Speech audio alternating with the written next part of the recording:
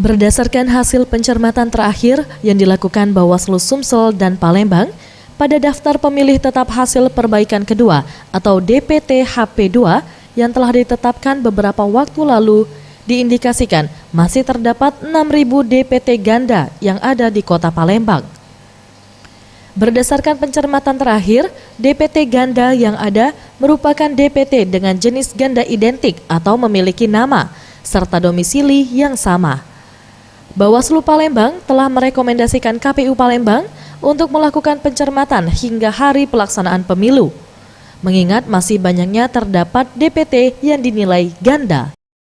Setelah provinsi menemukan lagi 7.000, sisanya 6.000 sekian. 6.000 sekian itulah yang harus kita cermati bersama-sama KPU. Jadi masih ada 6.000 lagi DPT yang diduga ganda tadi? Iya, masih ada 6.000 lagi DPT ganda. Tim Liputan Sriwijaya TV.